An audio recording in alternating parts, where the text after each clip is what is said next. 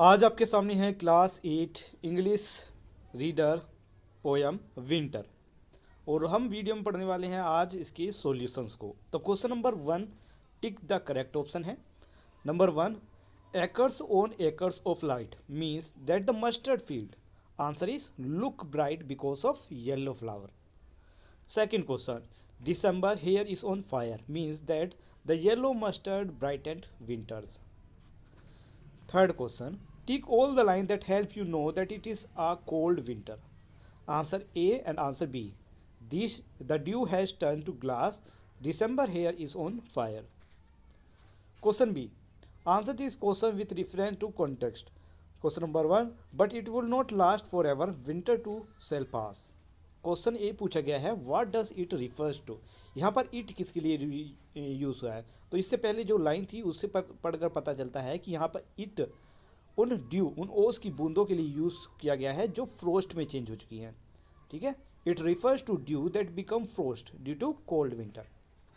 Question number B, what is the message convey in this lines. इन लाइनों से क्या पता चलता है। Answer is nothing permanent everything will change. ये कोई भी चीज़ परमानेंट नहीं रहती, हर चीज़ एक ना एक समय बाद बदल जाती है। Second question, and yet the fire is cold my dear as anything cold night would warm you. Question A, which fire is being referred to here. Answer is the fire here is being refers to that fire which is lit in the winter to keep us warm. यहाँ उस आग के बारे में बात की जा रही है जो आग विंटर के सीजन में जलाई जाती है हमें गर्म करने के लिए। Why is the fire cold. यहाँ पर फायर कोल्ड वर्ड क्यों यूज़ किया गया है फायर के लिए।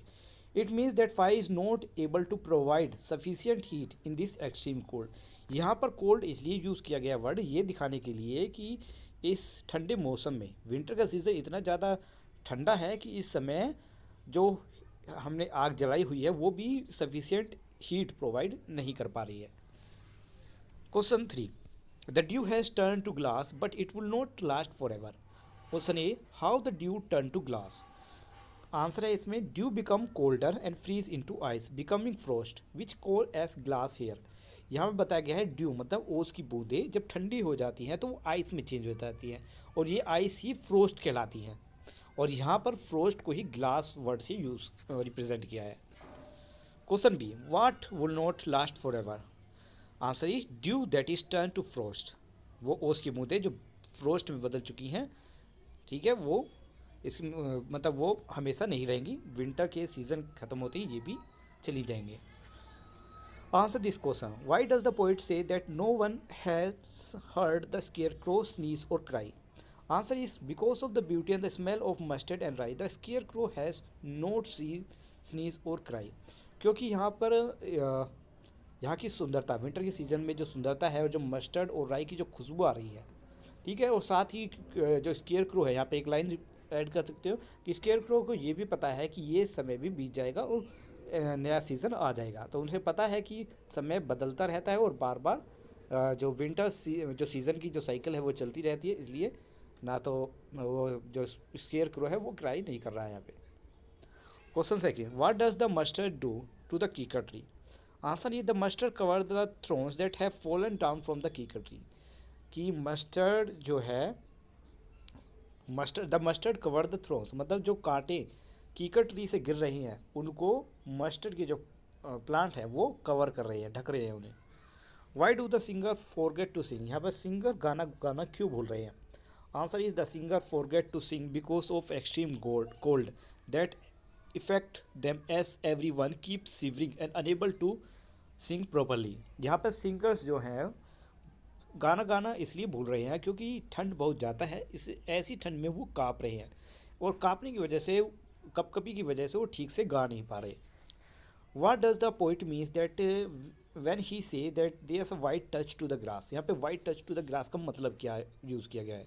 आंसर है here the poet means that in the season the sesamum plant white til has ripened which fall and cover the ground with white sesamum tree seeds.